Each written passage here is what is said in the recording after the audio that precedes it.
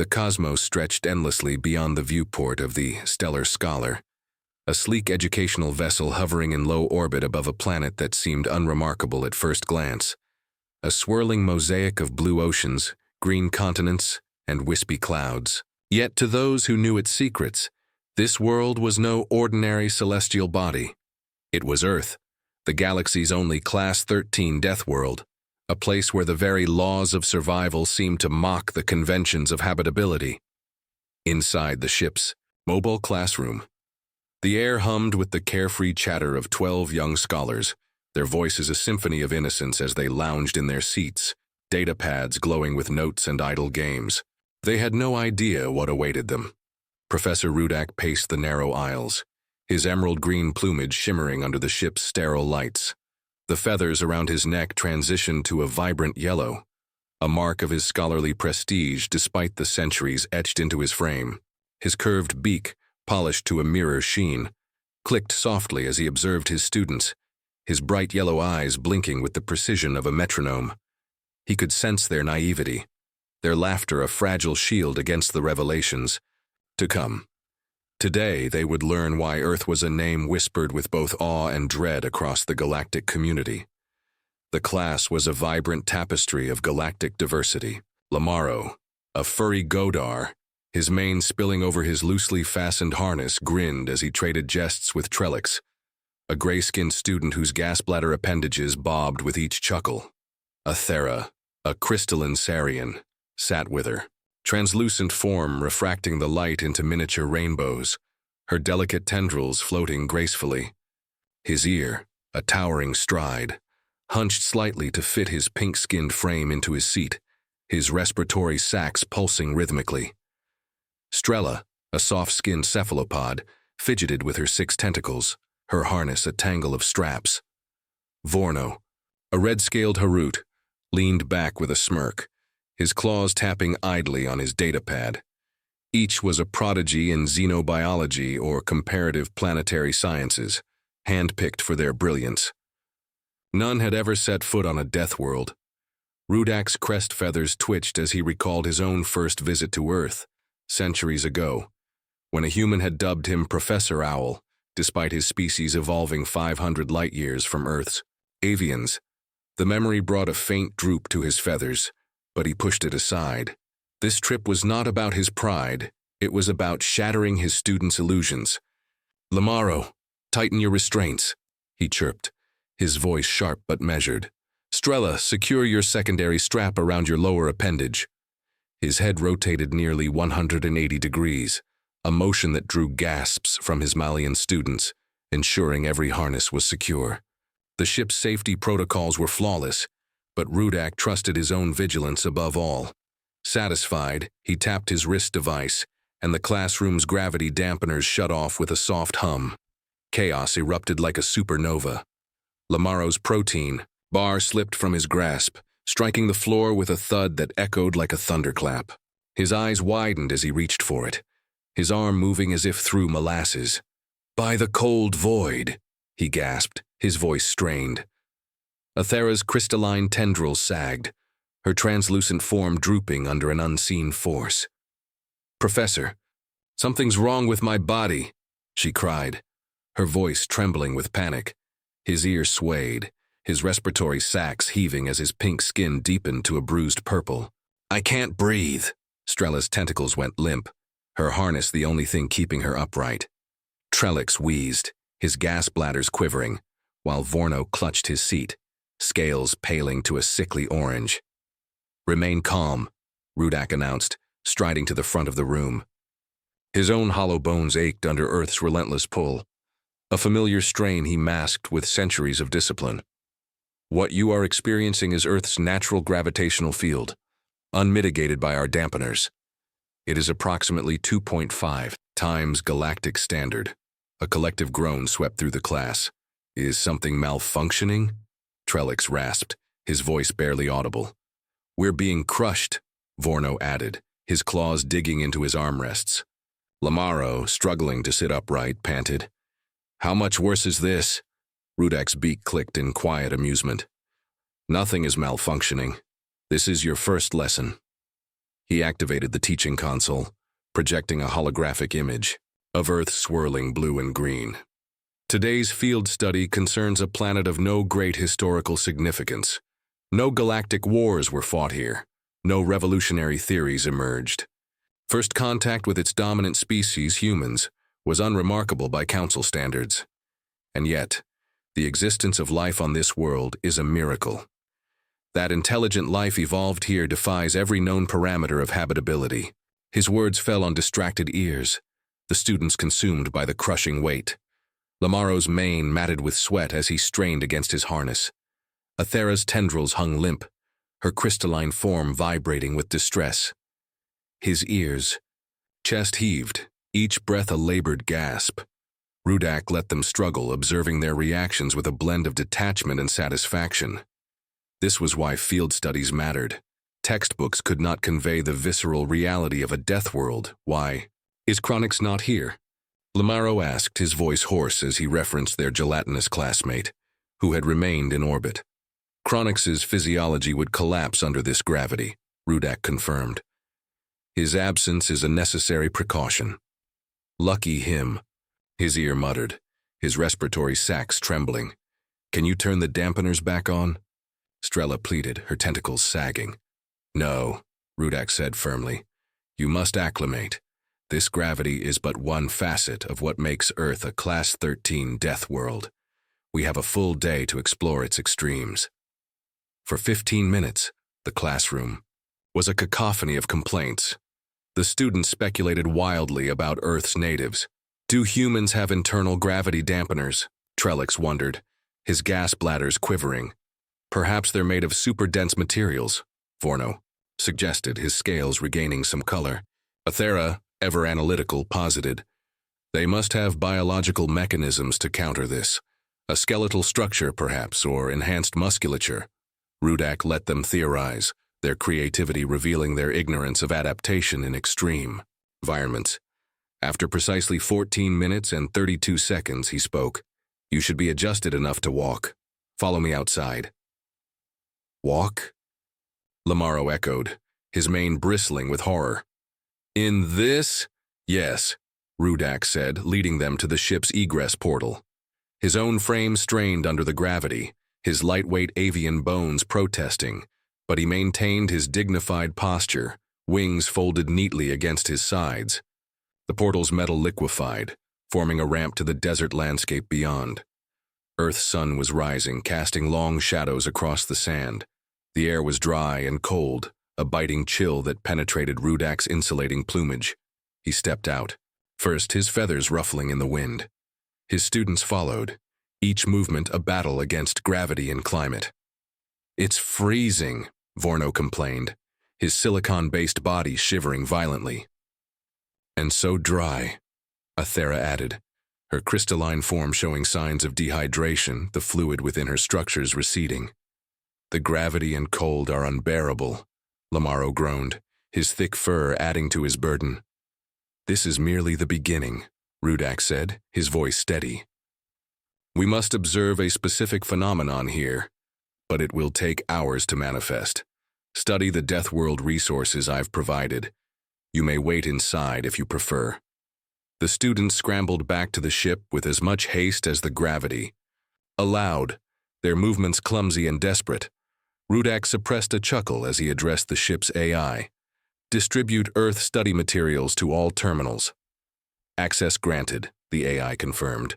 For 4 hours, the students immersed themselves in detailed analyses of Earth's conditions.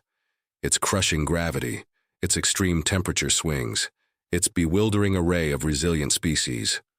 Rudak moved among them, answering questions with cryptic precision, his yellow eyes gleaming with anticipation. Some students pored over statistical comparisons to other worlds, marveling at Earth's anomalies.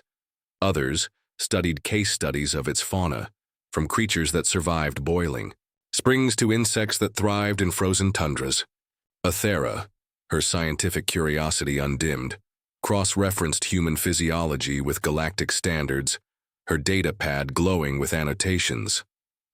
As the 4-hour mark approached, Rudak checked the external sensors and nodded with satisfaction.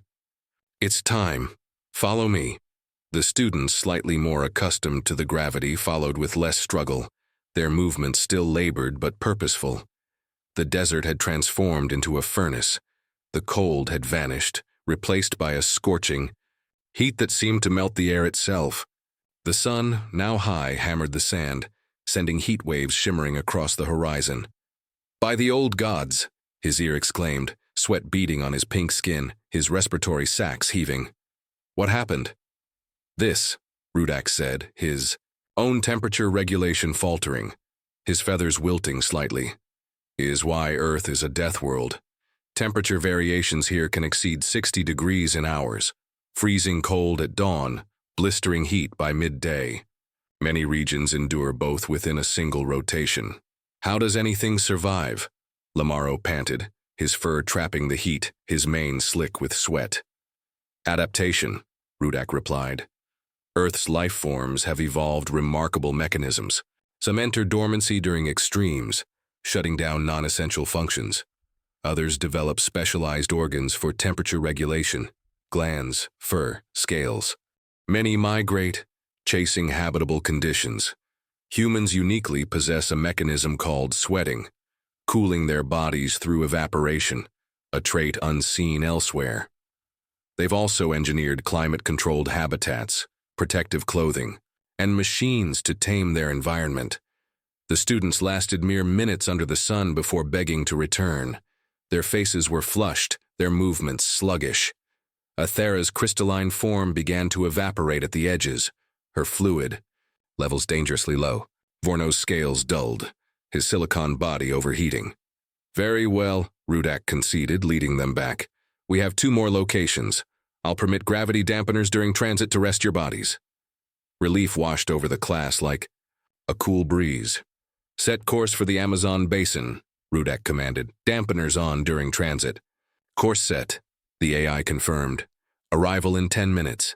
The stellar scholar lifted off, the students sighing as the crushing weight lifted. Their relief, however, was tinged with dread. If gravity and heat were merely the beginning, what horrors awaited? "Professor," Lamaro ventured, his voice hesitant, "what could be worse than this?" Rudak's beak clicked in a smile that sent a shiver through the room. "You'll see soon enough." The ship descended into the Amazon basin, the egress portal revealing a world of vibrant, untamed life. Towering trees stretched skyward, their canopies weaving a verdant ceiling that filtered sunlight into a dappled glow. Vines draped like curtains, and the air was thick with moisture, a stark contrast to the desert's aridity. A lazy river wound nearby, its surface rippling with unseen movement. The students stepped out, their movements more confident, their eyes wide with wonder. The gravity, though still oppressive, felt less alien after hours of exposure. "This looks like a garden world," Athera said, her crystalline form refracting the dappled light into rainbows that danced across the forest floor. "The life form. Readings are staggering," Vorno added, his scanner humming. "More species in this patch than on entire planets I've studied." "The temperature is pleasant," his ear noted, his pink skin no longer flushed, his respiratory sacs pulsing steadily. "Perhaps Earth isn't so bad," Lamaro said, his earlier complaints forgotten as he marveled at a colorful bird, its feathers a riot of red and blue, that landed briefly on a branch before darting away. Rudak said nothing, his yellow eyes tracking the seconds on his internal chronometer. He stood still, wings folded, waiting. Then it began. "My skin itches," Trellix cried, slapping frantically at his gas bladders. "Something bit me," Strella shrieked, examining a red mark on her tentacle, her eyes wide with panic. "It's in my fur," Lamaro shouted, staring in horror at a black dot burrowing into his mane, its movements disturbingly purposeful.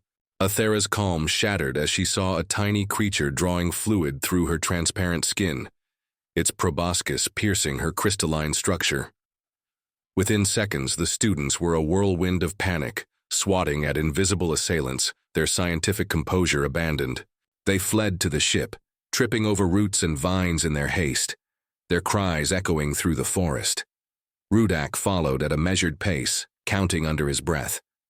By the time he entered the ship and the portal sealed, the students were in disarray, examining bites and stings with growing horror.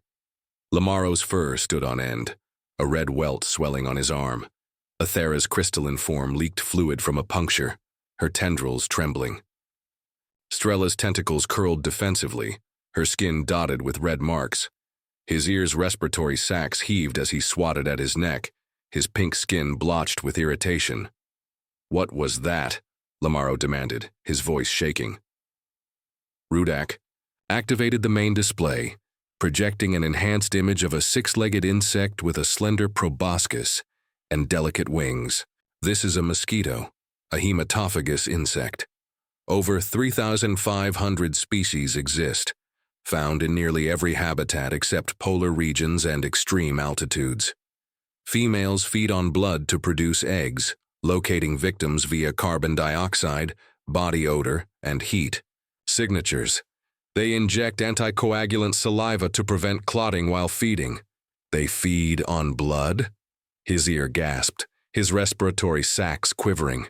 "Indeed," Rudak confirmed. "Worse, many species are vectors for pathogens, malaria, dengue, yellow fever, Zika, that have killed billions of Earth's sentient beings throughout its history." The students stared, their faces a gallery of horror. Trellick's gas bladders quivered as he examined a welt on his arm. Vorno's scales paled to a sickly orange, his claws twitching. "Your nanomeds, administered before our journey, will neutralize any pathogens," Rudak assured them, noting their rising panic. "Mosquitoes are merely the beginning." He launched into a litany of the rainforest's dangers, his voice calm but relentless. "Venomous snakes, whose bites deliver toxins that can kill dozens of humans in minutes. Constricting pythons, capable of crushing prey larger than themselves. Predatory caimans, lurking beneath the river's surface, their jaws snapping shut with bone-shattering force. Spiders whose venom causes tissue necrosis or neurological collapse. Frogs whose skin secretes paralyzing toxins at a mere touch." He saved his favorite for last, bringing up an image of an unremarkable fish. "The electric eel, an aquatic owl, predator that generates electrical discharges, up to 600 volts, to stun prey, ward off threats, or kill small animals. A living creature that wields electricity as a weapon. Electricity from a biological organism?" Athera whispered, her crystalline form vibrating with disbelief. "Expected on a Class 13 Deathworld," Rudak said, his beak clicking with satisfaction. The students' earlier wonder had evaporated, replaced by a dawning dread. Earth was no garden. It was a battlefield, every inch contested by life forms honed to lethal perfection. "Prepare for departure," Rudak commanded. "Set course for Florida. We'll skip Australia. Our students have endured enough for now." "Course set," the AI confirmed. "Arrival in 8 minutes, gravity dampeners activated for transit."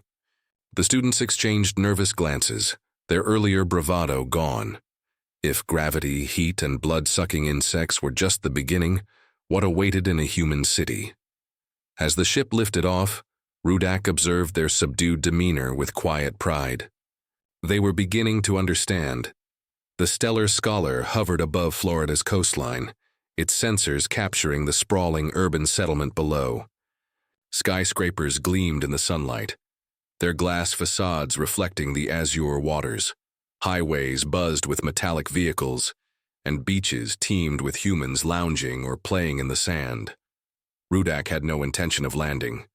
His last visit to a human city had resulted in endless Professor Owl remarks, a tiresome ritual he refused to endure again.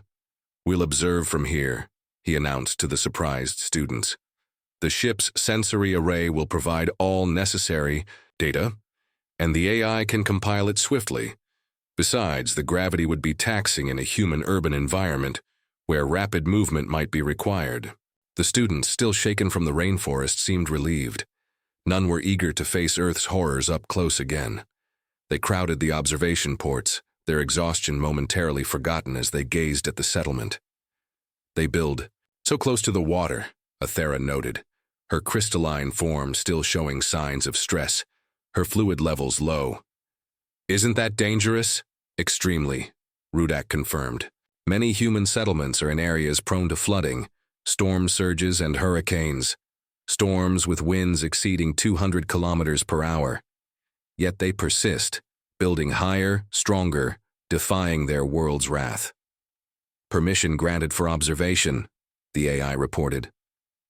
"Local authorities approve 6 standard hours. Recording protocols activated. Capture human interactions," Rudak instructed. "Focus on behavioral patterns, social dynamics, and conflict resolution." "Why conflict?" his ear asked, his tall form hunched as if still feeling the phantom weight of gravity. "Why interactions?" Vorno added, his scales glistening nervously. Rudak's beak clicked in a cryptic smile. "You'll understand shortly." The main display activated, showing multiple feeds from the ship's sensors. Humans lounged on beaches, their skin exposed to the sun's radiation. Others navigated vehicles along crowded roads, their movements chaotic yet purposeful. Small watercraft dotted the bays, bobbing on waves. The students watched, fascinated by the sheer diversity of activity. Lamaro leaned closer, his mane still bristling from the mosquito encounter. "They seem carefree," he said, almost wistfully. Rudak worked his personal console discreetly, filtering through the flood of data. He was searching for something specific, a moment to drive his final lesson home. After several minutes, he found it. With a swift talon, he transferred the feed to the main display, replacing the benign scenes. The new image drew a collective gasp. In murky water, a human male, clad only in minimal clothing, wrestled a massive reptilian creature. He had positioned himself behind it, gripping its powerful jaws as it thrashed violently, its tail whipping the water into foam. "Is that a rainforest predator?"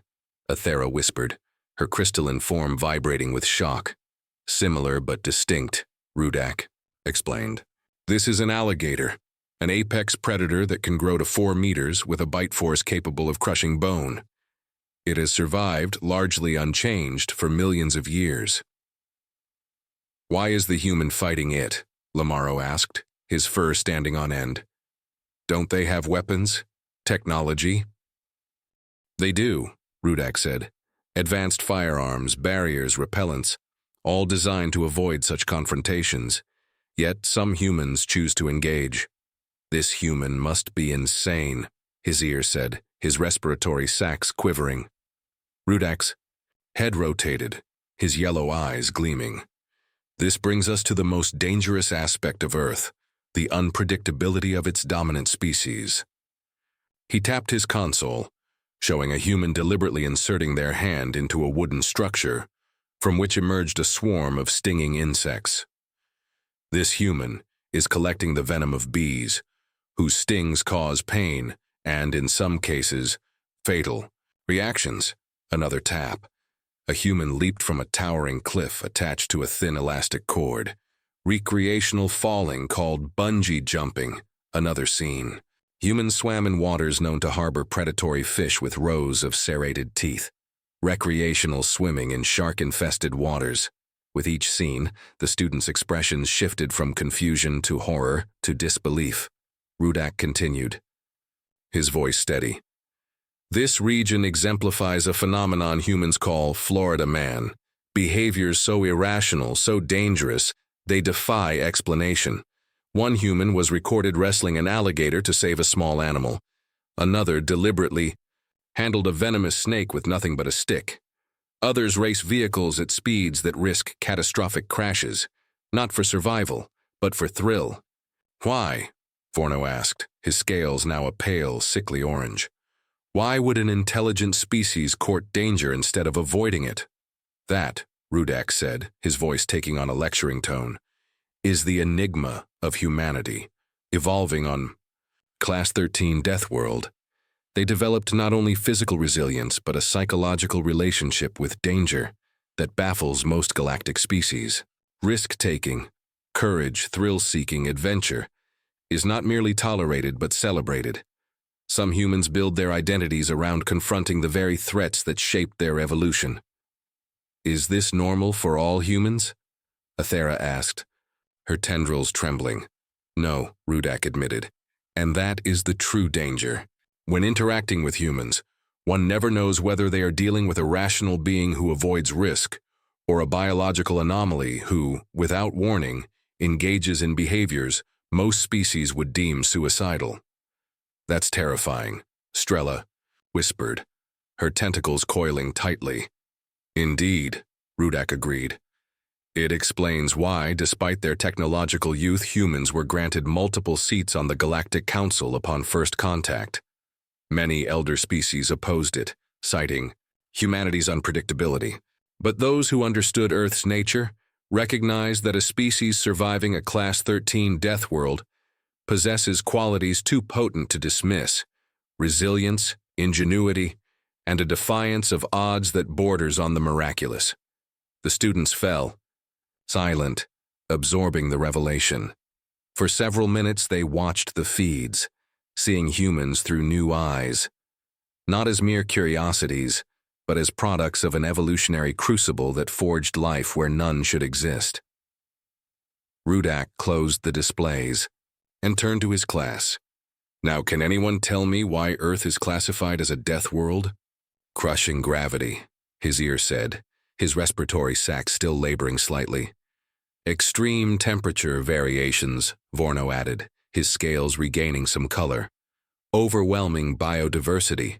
Predators, parasites, Athera said, her crystalline form steadying. The unpredictability of humans, Lamaro concluded, his mane settling. Their crazy behaviors. Rudak's crest feathers rose in approval. Excellent. Earth is not merely a planet with challenging conditions. It is an evolutionary forge, producing life forms uniquely adapted to conditions that would kill most galactic species in minutes. Its dominant species, humans, are the pinnacle of this crucible, blending physical resilience with a mindset that sees obstacles not as warnings, but as challenges. He paused, his head tilting slightly. Unless anyone feels they would benefit from a first-hand visit to Australia, where even the plant life can cause excruciating pain, I believe our educational objectives have been met. The students hurriedly assured him no such visit was necessary, their faces a mix of relief and lingering dread. Their understanding of Earth's Deathworld status was now etched into their minds, as vivid as the bites on their skin. Ship, Rudak commanded, terminate observation protocols and set course for the Council Administrative Planet. Standard gravity and environmental settings. Course set, the AI confirmed. Estimated arrival, 14 hours, 22 minutes. As the stellar scholar ascended through Earth's atmosphere, the students retreated to their rest chambers, each lost in thought. The blue-green world shrank to a distant speck, its oceans glinting like a jewel in the void. Rudak lingered. On the observation deck, his yellow eyes fixed on the planet. He felt the familiar satisfaction of a lesson well taught. These students would never again view Earth as a mere entry in a planetary database. They understood, on a visceral level, why humanity was both feared and respected, a species that thrived where others would perish, that saw danger not as a barrier, but as an invitation. He thought of their future, when they would take their places in the galactic scientific community. They would carry this day with them, a memory to temper their judgments when faced with humanity's peculiar blend of recklessness and innovation. They would remember that sometimes the most dangerous adaptation is not a physical trait, but a mindset that embraces the impossible. With a final glance at Earth, Rudak retired to his chamber, already planning next semester's field trip. The acid lakes of Vuvian, perhaps, or the methane storms of Krithar. Whatever the destination, it would pale in comparison to the crucible they had just left behind. If you enjoyed this galactic journey into the heart of Earth's Deathworld, don't forget to subscribe to our channel for more thrilling tales from the cosmos. Hit that like button and share this video with your fellow explorers to spread the wonder of the universe. Your support keeps our stories soaring among the stars.